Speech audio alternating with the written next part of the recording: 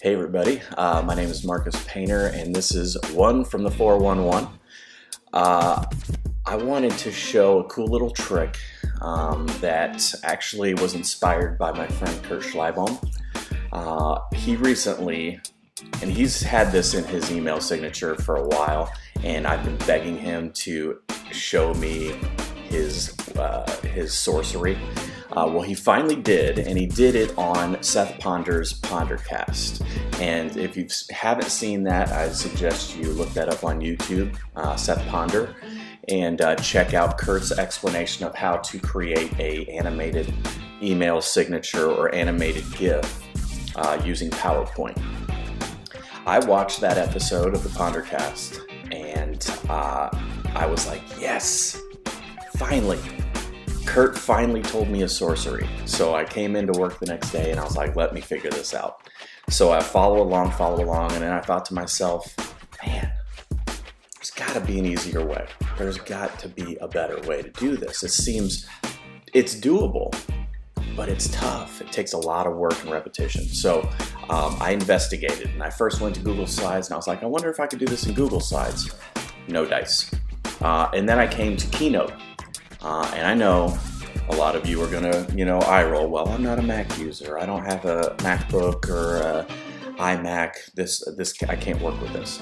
I understand that this is a little bit limiting, being in Keynote. But if you are or have access to a Mac device and Keynote, it's super easy.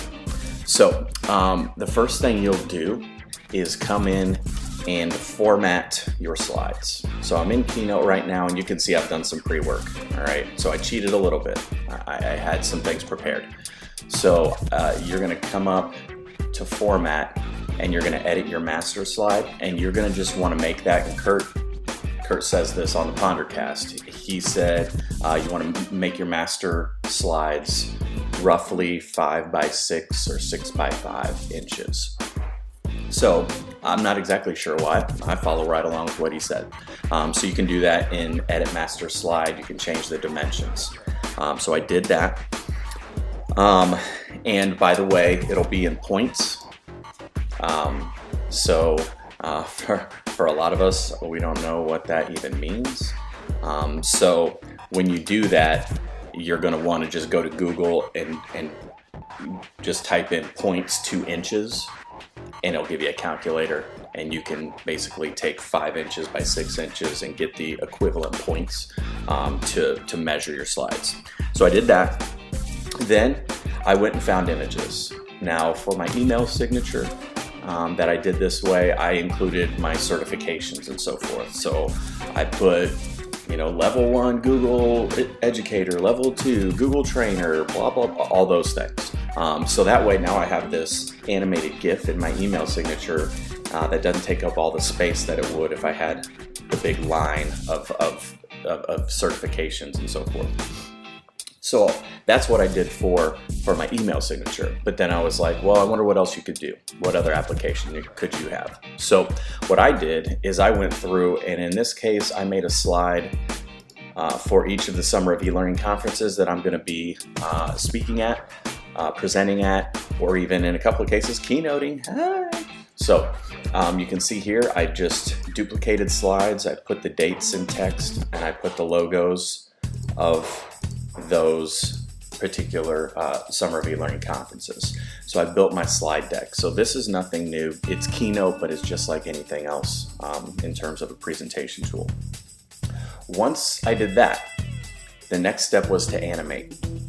And so when you animate slides, it's just like every other presentation tool. You choose an animation type, and then you check the duration of time, direction, and so forth. So I'm going to do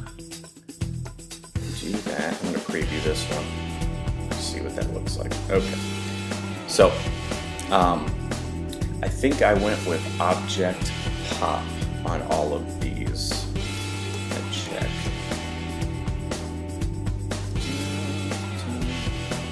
Okay, so I started here. This one is Object Pop 2 seconds left to right. and I want it to be automatic. Okay, so now I'm going to preview that. What's it going to look like? Okay, so then I want to do the same transition all the way through. So add an effect, object pop, 2 seconds, automatically, and so on. So after I've done that, then I'm going to come back and I'm going to show you what that will look like when we export. Alright, so I have gone through and animated all of my slides with the same animation. I've set them all to make sure that they happen automatically as opposed to on a click. That's not going to work in this setup. So they're all automatic animations. So then the next thing I do is come over and get rid of the text. Go away, text. Go away. And under Document, I want to go to Slideshow Settings, and I want to hit Loop Slideshow. So I'm going to loop that. I believe, if I remember right, that's the only thing I need to do. So I'm going to preview this guy. I'm going to go back to my first slide. I'm going to hit play. Let's see what happens.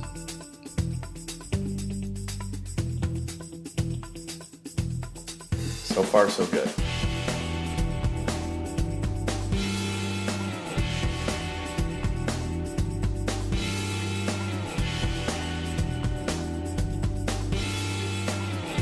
Boom.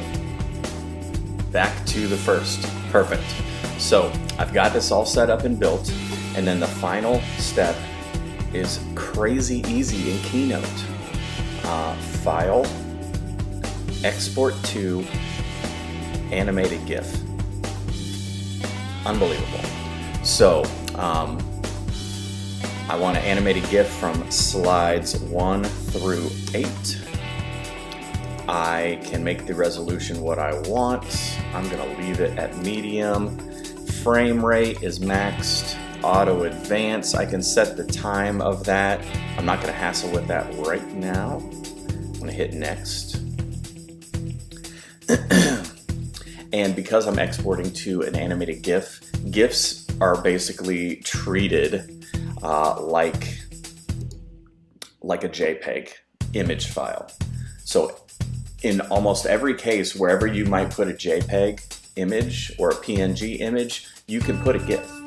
So for example, in a Google Slide presentation, if you want to insert an image or you want to insert a GIF, you're really sort of, in terms of what the computer sees that you're inserting an image file. So I have now exported that, and now I have that file where I can now put that into an email signature. I can put that onto a website. I can put that pretty much anywhere that you would put an image file, and it will just continually run. So fun little tidbit if you have iPads in your district, or if you're an Apple school or corporation, Keynote, making animated GIFs, and super easy to do. So that's one from the 411.